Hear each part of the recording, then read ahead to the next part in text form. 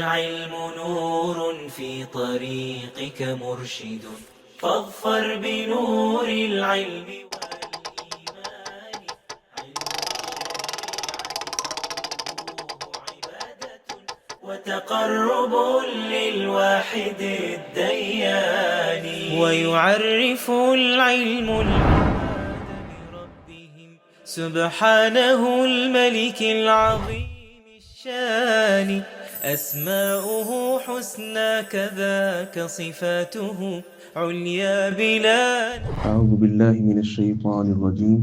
سورة البقرہ آیت نمبر 113. بسم اللہ الرحمن الرحیم. وقالت اليہود لیست النصارى على شیء، اور یہودیوں نے کہا کہ نصارہ کسی چیز پر نہیں ہے. وقالت النصارى لیست اليہود على شیء، اور نصارہ نے کہا کہ یہودی کسی چیز پر نہیں ہے. وہم یتلون الکتاب، حالانکہ وہ کتاب پڑھتے ہیں. كذلك قال الذين لا يعلمون مثل قولهم، اسی طرح ان لوگوں نے بھی کہہ دیا جو کچھ علم نہیں رکھتے تھے. مثل قولهم، ان کی بات جیسی ہی بات کہہ دی. فاللہ يحكم بینہم یوم القیامہ، اب اللہ ہی ان کے درمیان فیصلہ کرے گا قیامت کے دن. فیما كانوا فیہ یختلفون، اس کے بارے میں کہ جس میں وہ اختلاف کیا کرتے تھے. ومن اظلم ممن منع مساجد اللہ، اور اس سے زیادہ ظالم کون ہے جو اللہ کی مسجدوں سے منع کرے. ان یذکر فیہا اسمہ، کہ اس میں اس کا نام لیا جائے. وسعی فی خرابیہا، اور ان کی بربادی کی کوشش کرے. اولئک ما کان لهم ان يدخلوها الا خائفین، یہ لوگ ان کا حق نہ تھا کہ اس میں داخل ہوتے مگر ڈرتے ہوئے.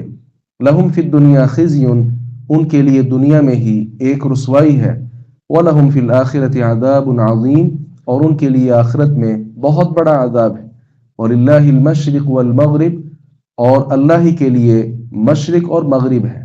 فَأَيْنَمَا تُوَلُّوا فَثَمَّ وَجْهُ اللَّهِ، تو تم جس طرف بھی رخ کر لو وہیں اللہ کا چہرہ ہے.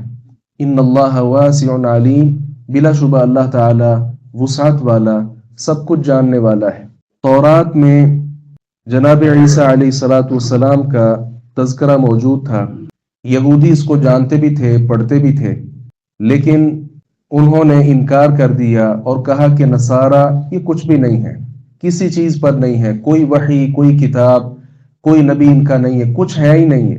اسی طرح جو عیسائی لوگ ہیں ان کی انجیل میں تذکرہ تھا موسیٰ علیہ السلام کا، تورات پر عمل پیرا ہونے کا تذکرہ تھا، لیکن جواب میں انہوں نے بھی کہہ دیا کہ یہود کچھ بھی نہیں ہے، کسی چیز پر نہیں ہے، کوئی کتاب نہیں، کوئی نبی نہیں ان کا، کوئی ان کا سرے سے وجود نہیں، یہ خود ہی بس اپنا ایک دھڑا بنا کر بیٹھے ہوئے ہیں. تو اللہ رب العزت نے فرمایا کہ وہم یتلون الکتاب، حالانکہ کتاب پڑھتے ہیں، وہ تورات پڑھتے ہیں، وہ انجیل پڑھتے ہیں، دونوں میں ایک دوسرے کی کتابوں کا تذکرہ بھی ہے، انبیاء کا ذکر بھی ہے. تو صرف عناد میں، ہٹ درمی میں آ کر یہ کہنا کہ وہ کسی چیز پر نہیں ہے، وہ کسی چیز پر نہیں ہے، نہ ان کے پاس کوئی شریعت، نہ ان کے پاس کوئی شریعت. جب یہ حال ہے ان لوگوں کا کہ جو اہل کتاب ہیں، تو پھر وہ لوگ کہ جو اہل کتاب نہیں تھے، دہریے تھے، بت پرست لوگ تھے، مشرک لوگ تھے، انہوں نے بھی کہنا شروع کر دیا کہ ہم ہی اصل ہیں، باقی سب باطل ہیں. آج یہود سے آپ پوچھ لیں، بلکہ ہندوؤں سے پوچھ لیں کہ آپ کی کیا دلیل ہے، وہ کہیں گے سب سے پرانے ہم ہیں، یہودی ہمارے بعد آئے، عیسائی ہمارے بعد آئے، مسلمان ہمارے بعد آئے، اصل تو ہم ہیں، ہم شروع سے چلتے آ رہے ہیں، یہ کچھ نہیں ہے، اصل ہم تھے. تو گویا ہر فرقہ وہ اپنے اپنے فرقے کو اصل سمجھتا ہے اور باقی سب کو وہ سمجھتا ہے کہ یہ سب کیا ہے، باطل ہے. حالانکہ انصاف کا تقاضا کیا تھا کہ یہود و نصارہ ایک دوسرے کو سمجھتے، اپنی اپنی کتاب پر ہی کم از کم ایمان لے آتے، اور اپنی اپنی کتاب پر اگر ایمان لاتے تو ان کو معلوم ہو جاتا کہ نصارہ بھی کچھ ہیں اور اسی طرح یہود بھی کچھ ہیں. لیکن ایک دوسرے کا انکار کر دیا اور ہر فرقہ یہ سمجھنے لگا کہ ہم ہی سب کچھ ہیں. تو اللہ رب العزت نے کہا ٹھیک ہے، پھر کل قیامت کے دن جو اصل بات ہے وہ ہم پھر آپ کو بتائیں گے کہ کون حق پر تھے. فیصلہ جو ہے اللہ رب العزت نے فرمایا وہ پھر ہم کر دیں گے.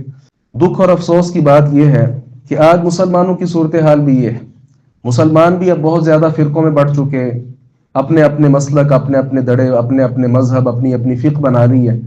آپ ایک فقہ سے پوچھ لو وہ کہیں گے باقی سارے غلط ہیں، ان سے پوچھ لو وہ کہیں گے وہ غلط ہے.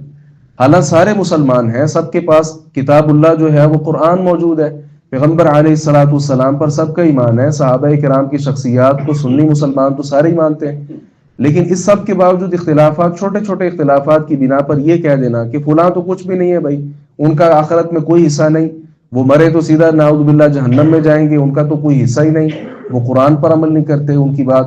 اب ایک آدمی اگر یہ کہے کہ میں جو بات کر رہا ہوں دیکھیں قرآن کی یہ آیت ہے، اس کے مطابق کر رہا ہوں، لیکن وہ آگے سے کیا کہے گا، نہیں ہمارے مسلک میں یہ نہیں ہے، لہذا ہمارا مسلک ٹھیک ہے، تم اگر قرآن کے حساب سے بات بھی کرو تو غلط ہے، انا للہ و انا الیہ راجعون۔ تو یہ کسی کی حیثیت ہی بالکل ختم کر دینا، یہ چیز نہیں ہونی چاہیے۔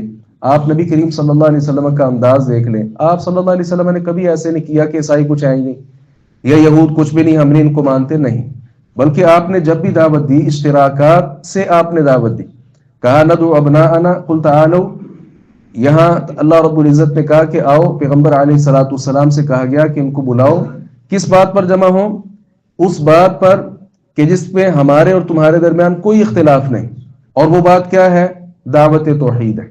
تو اشتراکات کو ملا کر آپ صلی اللہ علیہ وسلم دعوت دیتے کہ دیکھو ہمارا اور تمہارا نظریہ توحید باری تعالیٰ میں ایک ہے، تو ہم اس پر تو جمع ہوں، آگے پھر آہستہ آہستہ وہ دیکھی جائے گی، لیکن ایک نقطہ پر تو ہم جمع ہوں۔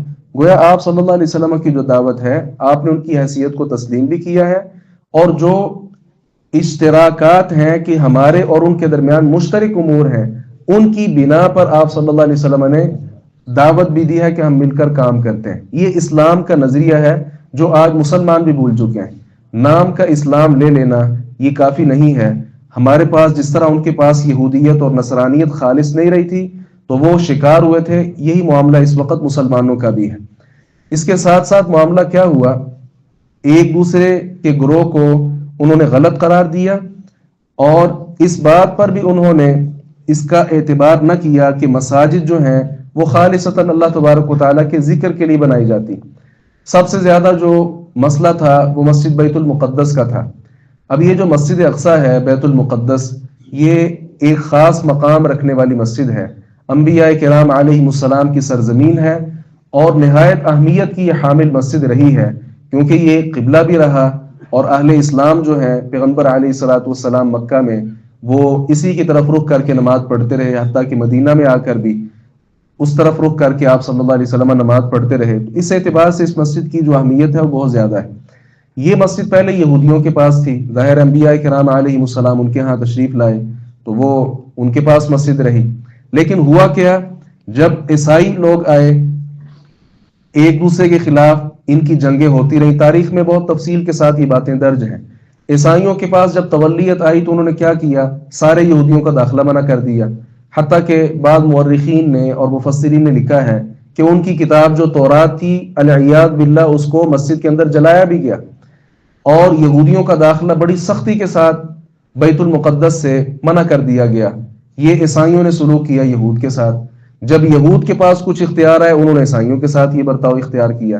خیر ان کے آپس میں یہ معاملات چلتے رہے تو اللہ رب العزت نے ارشاد فرمایا کہ مساجد جو ہیں اس میں اللہ رب العزت کا ذکر کیا جائے، اس سے منع کرنا، جو شخص منع کرتا ہے سب سے بڑا ظالم وہ ہے، اس سے بڑا ظالم کون ہو سکتا ہے جو مساجد کی بربادی اور خرابی کا سبب بنے۔ تو اللہ رب العزت نے کہا کہ تمہاری حالت تو یہ ہے کہ تمہیں یہاں ڈرتے ہوئے داخل ہونا چاہیے تھا۔ مساجد میں جب داخل ہوا جاتا ہے تو اپنی جو چھاتی ہے اس کو چوڑا کر کے نہیں، بلکہ اللہ رب العزت کا خوف اور ڈر لے کر مساجد کے اندر داخل ہوا جاتا ہے۔ تو یہ کون سی تولیت ہوئی کہ تم ایک مسجد کے اب متولی بن گئے ہو اور یہود کا داخلہ وہ سرے سے منع کر دو۔ تو یہ ان کا آپس میں جو معاملہ ہے وہ چلتا رہا۔ دکھ اور افسوس کی بات یہ ہے مسلمانوں نے بھی مساجد کا وہ حال کیا جو یہود و نصارہ نے کیا تھا۔ بہت زیادہ دکھ ہیں، کون کون سا دکھ سامنے رکھا جائے، آپ اوپر سے شروع ہو جائیں نیچے تک، مساجد کی جو داستان ہے وہ دکھ کے ساتھ بھری ہوئی ہے۔ اصل مساجد کی تولیت اہل اسلام کی جو مساجد ہیں وہ کس کی ہے؟ گورنمنٹ کی ہے، لیکن جب انہوں نے اس سے پہلو تہی کی، اپنے دیگر معاملات میں مگن رہے، حتیٰ کہ مساجد جو ہیں ان میں آپ اندازہ کر لیں یہ دکھ بھری داستان ہے، جو لائٹیں چلتی ہیں، پنکھے چلتے ہیں، بجلی کا استعمال ہوتا ہے، ان کا بل آئے چلیں کچھ حد تک بات سمجھ آتی، لیکن ٹی وی کا اور اس طرح کی چیزوں کا وہ بل بھی مساجد والے لوگ پے کریں، کتنے دکھ کی بات ہے۔ کون سی مسجد ہے جہاں پہ کوئی ٹی وی لگا ہوا ہے، یہاں کیبل لگی ہوئی ہے، لیکن آپ کو ان چیزوں کے بل پے کرنے پڑتے ہیں؟ یہ مساجد کا حال ہے۔ اور آج کل وہ جو نیا پاس ہوا کہ مساجد کے جو ائمہ کرام ہیں انہیں تنخواہ دے دو، تو بھائی مسجد کا ایک امام ہوتا ہے کیا صرف؟ حالانکہ مسجد کے سارے کام ہیں، مسجد کا امام بھی ہے، اس کا خطیب بھی ہے، دیگر انتظام انصرام دیکھنے والے لوگ ہیں، خادم لوگ ہیں، سارے لوگ ہیں۔ مساجد سارے کا خرچہ صرف آپ ایک امام کی تنخواہ دے کر کہیں کہ مسجد اب ہمارے قبضے پہ کر دی جائے، یہ بات دکھ بھری ہے۔ جبکہ دیگر ممالک میں آپ دیکھ لیں، سعودیہ میں دیکھ لیں، دیگر ممالک میں، وہاں گورنمنٹ جو ہے وہ سارے کا سارا خرچہ کرتی ہے مساجد پر اور ان کی دیکھ بھال کرتی ہے، نتیجے میں انتظام انصرام بہترین ہے۔ اور ہمارے یہاں صورتحال بالکل یکسر مختلف ہے۔ تو گورنمنٹ کو چاہیے، یہ ہم اس توسط سے پیغام بھی دیتے ہیں اور دست بستہ گزارش بھی کرتے ہیں کہ جس طرح مساجد کا حق ہے تبلیت کا، بہرحال وہ ادا کیا جائے۔ جب معاملہ یہ عوام الناس کے پاس آ جاتا ہے، پھر ہر کوئی کسی پر چڑھائی کی کوشش کرتا ہے۔ یہ ایک مسجد کا معاملہ نہیں، تمام مساجد کا، اور صرف تمام مساجد پھر وہ ایک فرقے کی نہیں، مسلمانوں کے جتنے مسالک ہیں آپ تمام کی مساجد دیکھ لیں، کہیں 2 دھڑے ہیں، کہیں 3 ہیں، کہیں 4 ہیں، کہیں امام کا اس سے مسئلہ، خطیب کا اس سے مسئلہ، عوام کا ائمہ کرام سے، یہ آپس میں جو مسائل ہیں یہ کھینچا تانی چل رہی ہے، جبکہ ہونا ایسا نہیں چاہیے۔ سب کے لیے یہ قانون اللہ رب العزت کا سب کے لیے ہے۔ وہ کیا ہے کہ جب مساجد میں داخل ہو تو اللہ رب العزت کا خوف اور ڈر بٹھائے ہوئے داخل ہو۔ آپ اللہ رب العزت کے گھر میں آ رہے ہیں، یہاں سے رحمت لے کر جانا چاہتے ہیں۔ صحابہ کرام رضوان اللہ علیہ مجمعین کا طرز عمل دیکھ لیں، سبحان اللہ، وہ تو وضو کرتے ہوئے ڈرتے تھے اور ان کا جسم جو ہے وہ کانپ رہا ہوتا تھا کہ ہم یہ وضو کر کے کس ذات باری تعالیٰ کے سامنے کھڑے ہونے والے ہیں۔ صحابہ کرام کا طرز عمل، میرا اور آپ کا طرز عمل آپ دیکھ لیں کہ ہم کس جگہ پہ کھڑے ہیں۔ یہ دکھ بری داستان ہے، بہرحال اس میں جتنی بھی بات کی جائے، لیکن صرف اصلاح کی بات یہی ہے کہ ہر ایک کو چاہیے کہ وہ اصلاح کی کوشش کرے، اور مساجد جو ہے اس میں ذکر اللہ اور اس کا قیام، اس کے لیے جتنی تقدو ہو سکتی ہے وہ کرے، اس کے خلاف بالکل نہ چلے، کیونکہ اللہ رب العزت نے کہا دنیا میں بھی خسارہ ہے اور آخرت میں بھی ایسے لوگوں کے لیے جو سخت عذاب ہے وہ اللہ رب العزت نے تیار کر رکھا ہے۔ اور آخری بات یہ ہے کہ اللہ تبارک و تعالی مشرق اور مغرب یہ جتنی جہاد ہیں ساری اللہ کی ہیں، لیکن انفرادیت اللہ تعالیٰ کو پسند نہیں ہے۔ اہل اسلام کی اجتماعیت، اتفاق، اتحاد یہ اللہ کو پسند ہے، اس لیے اللہ رب العزت نے ایک جہت متعین کر دیا کہ اس طرف رک کر کے آپ سارے نماز ادا کریں گے۔ اب جب مکہ میں تھے آپ صلی اللہ علیہ وسلم نماز ادا کرتے، کعبہ کو بھی سامنے رکھتے اور بیت المقدس کو بھی سامنے رکھتے، اس انداز کے ساتھ آپ صلی اللہ علیہ وسلم نماز پڑھتے تھے۔ جب آپ مدینہ تشریف لائے، یہود نے یہ سمجھا کیا بات ہے، ہمارے بیت المقدس کی طرف یہ رک کر کے نماز پڑھتا ہے، کچھ ساتھ دیا ان لوگوں نے۔ جب اللہ رب العزت نے تحویل قبلہ فرمایا، قبلے کو بدل دیا، یہ لوگوں نے باتیں شروع کر دیں، تو اللہ رب العزت نے کہا اصل نیکی اس طرف یا اس طرف رخ کر لینے میں نہیں ہے، اصل نیکی کیا ہے؟ اللہ رب العزت پر ایمان، کیونکہ اللہ تعالیٰ نے کہا کہ اس طرف رخ کر کے نماز پڑھو، تو جو اس طرف رخ کر کے نماز پڑھے گا وہ در حقیقت اس مقام کی تعظیم تو بعد میں، در حقیقت وہ اللہ کی بات مان کر ایسا کر رہے ہیں۔ تو اصل نیکی کیا ہے کہ اللہ تبارک و تعالیٰ کو راضی کیا جائے، اور قبلے کا ایک تعین کر دیا گیا اہل اسلام کے لیے، کعبۃ اللہ یہ اہل اسلام کا قبلہ ہے، اس طرف رخ کر کے نماز پڑھنا یہ سب پر ضروری ہے۔ البتہ جو نفلی نماز ہے اس میں آپ صلی اللہ علیہ وسلم کا جو عمل مبارک ہے، سب مسلمان متفق ہیں کہ وہ عمل یہی ہوتا تھا کہ آپ بسا اوقات اپنی سواری کا رخ ایک بار کعبہ کی طرف کر دیتے اور اس کے بعد آپ اپنی نماز شروع کر دیتے، وہ سواری جہاں بھی آپ کو لے کر جاتی تو آپ صلی اللہ علیہ وسلم اپنی نماز جو ہے وہ جاری رکھتے۔ البتہ جو فردی نماز ہوتی تھی اس کے لیے پھر آپ نیچے اتر کر پھر نماز پڑھتے تھے۔ ہاں کہیں مجبوری ہو، جس طرح کے جنگ کے دوران ایسا ممکن نہیں ہوتا بسا اوقات قبلے کی طرف رخ کرنا، تو فردی نماز بھی کسی اور جہت میں پڑھی جا سکتی ہے، کیونکہ جہاں بھی رخ کیا جائے وہ اللہ تبارک و تعالیٰ کا چہرہ وہی ہے۔ مطلب سارے کی ساری یہ چیزیں، وہ جتنی جہاد ہیں وہ اللہ رب العزت کی ہیں۔ تو اصل چیز کیا ہے؟ اللہ تبارک و تعالیٰ کو راضی کیا جائے اور اس کی رضا میں سارے کام کیے جائیں۔ اللہ تعالیٰ سے دعا ہے باری تعالیٰ حق بات کو سمجھنے اور اس پر عمل پیرا ہونے کی توفیق عطا فرمائے۔